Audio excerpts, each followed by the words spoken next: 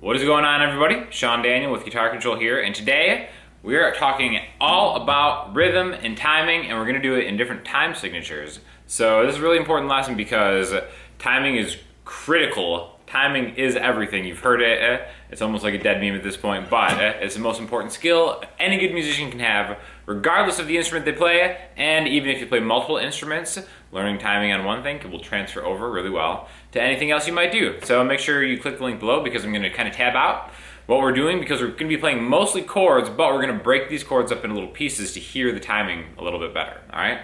So the most common time signature in music is 4. That just means counting to 4 over and over again, okay? 1, 2, 3, 4. Practice with a metronome or drum loop, something like that. But the example that we're going to use is going to be a basic G major chord. So 3 on the low E string, 2 A string, open, open, open, 3 on the high E string. And just like that. Now, if you're just strumming non-dynamically, just all downstrokes like this,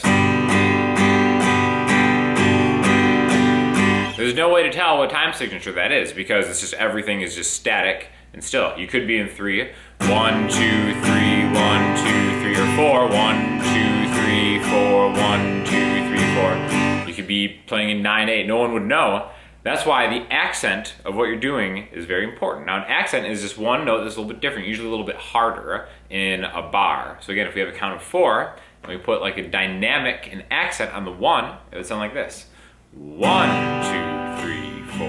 1, 2, 3, 4. Now, what I actually like doing, and I think what is going to be better for your playing overall and a good way to kind of focus on your dynamics and your timing is to hit a root note and then palm mute the chord to hit the rest of the chord. So what I mean by that is we're going to use your palm, judo chop near the bridge of the guitar, and hit just this 3rd fret on the E string. Okay? That's going to be our accent. That's going to be our downbeat. It's going to be the 1 count in 4. 1, 2, 3, 4. And now if you notice, I'm going to hit the rest of the chord down like that while I still have my hand kind of anchored to the bridge. So doing this allows me to hear what's happening. It's not so much of just kind of like a jumble of notes. It's more of like a 1, 2, 3, 4, 1, 2, 3, 4. And it's a great way to be able to hear your timing and hear more of a percussive nature of how you're playing. Okay? So this is just a great way to start off just by hitting the 1, 2, 3, 4. 1, 2, 3, 4. Okay? Now once you can do that, then if you want to play 4 bars, again, a bar is just a count of 4, and when we're playing 4, play 4 bars of 4 and count by changing the first number in each bar. So for example, 1, 2, 3, 4, 2, 2, 3, 4, 3, 2, 3, 4, 4, 2, 3, 4. Okay? So, bare bones, that's just the basic. That's what you got to be able to do. Now, to really become a great rhythm player, you can play not just on the downbeats, but on the ands too. So when I say the and of a beat, it's like 1 and 2 and 3 and 4 and. We're gonna combine, we're gonna cut these in half, right? So we have more notes that we can play, more kind of instances that we can remind ourselves of the time. So instead of 1, 2, 3, 4, 1, 2 and 3 and 4 and 1, 2 and 3 and 4 and 1, 2 and 3 and 4 and. Notice that now I'm not getting the and of 1 is what we call it. I'm still letting that 1 have its own beat.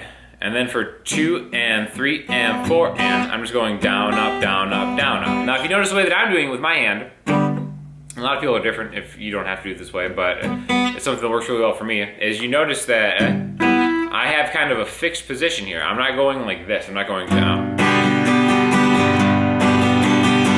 I'm really bringing the sound of it, the dynamic down a little bit to kind of get.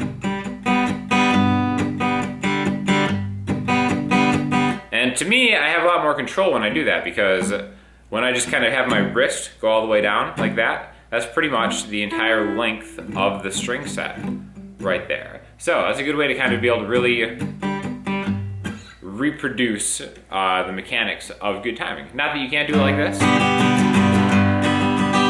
It's just good to be able to do both because sometimes like a certain particular section of a song will need to get big and then bring it down. Okay, so that's just being able to count in 4. Now, there are a million different variations that you can do just by adding either the downbeat, skipping a downbeat. Like for instance, we could take away the 2 in the 1, 2, and 3, and 4, and. So instead of 1, 2, and 3, and 4, and 1, 2, and 3, and 4, and 1, 2, and 3, and.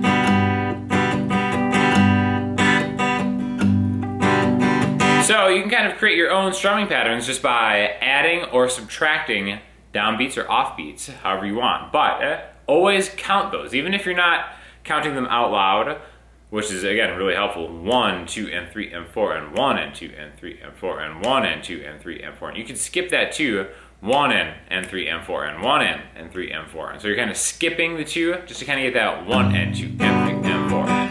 So really get creative with that. That's what's really kind of a fun way to maybe start mixing up your acoustic guitar playing or like electric guitar playing, whatever you really want to do.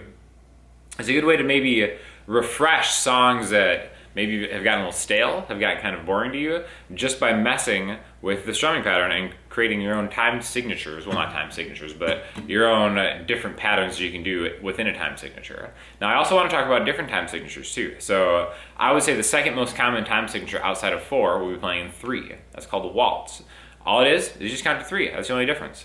1, 2, 3, 1, 2, 3, 1, 2, 3, 1, 2, 3. So on that tab in the link below, basically it's just going to be 3 different time signatures with a G chord, and the downbeat is going to be the root 1, 2, 3, and then the rest of the chord is going to be the rest of that bar. Okay. So again, 1, 2, 3, 1, 2, 3, 1, 2, 3, 1, 2. You already might want to sway back and forth. That is the power of the waltz. 2 and 3 and 1, 2 and 3, and now I'm adding the upbeats. Maybe I'll change it to a C chord.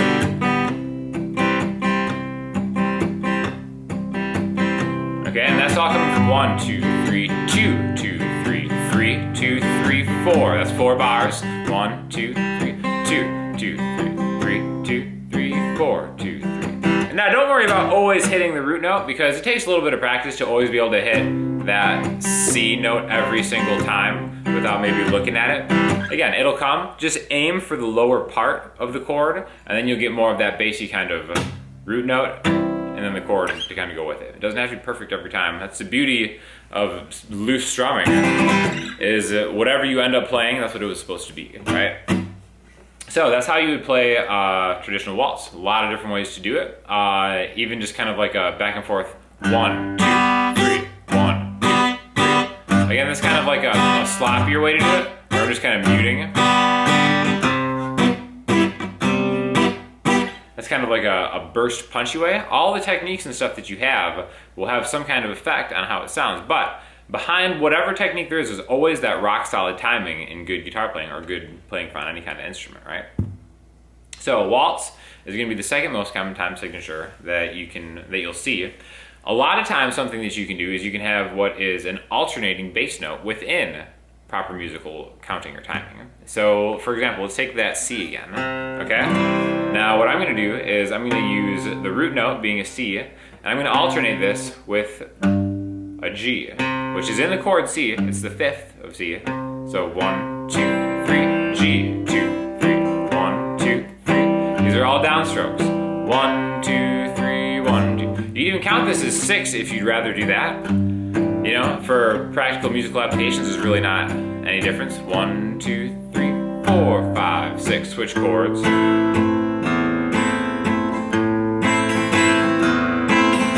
But always make sure those downbeats are steady. That's why it does help to practice with a metronome or even like a drum loop, or play along to a song that you know how it sounds. That's another really great way to do it. Now, the last one we're going to do is 5, okay? Counting in 5 can be really, really difficult. So 5/4 timing is something that, you know, isn't super prevalent in certain types of genres, but I would say out of the odd timing ones, again, not counting 3, it's probably the most common one that you'll see after that. You'll see it in jazz a lot. The Dave Brubeck song, Take 5, is a great example of an awesome song in 5. And basically, it's just like we talked about before, 5 beats per bar. 1, 2, 3, 4, 5. 1, 2, 3, 4, 5. 1, 2, 3. If you haven't played in a lot of 5, it'll actually be more challenging than you might think. Now, one thing that I like to do in 5 is actually break those 5 beats up into 3 and 2. Like 1, 2, 3, 1, 2, 1, 2, 3, 1, 2, 1, 2, and 3, and 1, 2, 1, 2, and 3, and 1, 2. It has that kind of broken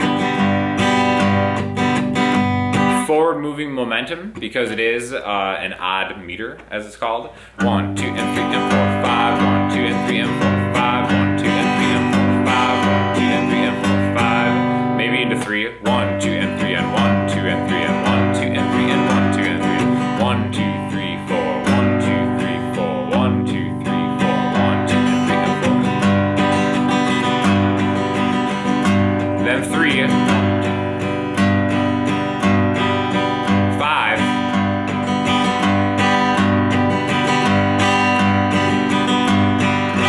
Again, really, it can be kind of challenging at first, switching between different time signatures, but you're going to be so glad that it's something that you put some time and effort into practicing, because ultimately it's just going to make you a much, much better musician. Again, I cannot overstress the importance of how important excellent timing is. So hopefully you kind of got some ideas for how you might want to practice your rhythm playing, and definitely let us know what you want to see more of, and also be sure to click on some of these surrounding videos and check out other videos we have on the channel, because aside from just good rhythm playing, good timing stuff, we got a lot of cool stuff on all sorts of different genres: blues, acoustic guitar, electric guitar, anything you'd ever want to see. Guitar Control channel has it for you. And again, like I always say, if there's anything you want to see, leave it in the comments and let us know, and then we'll be back and talking about that soon. So thanks so much for stopping by.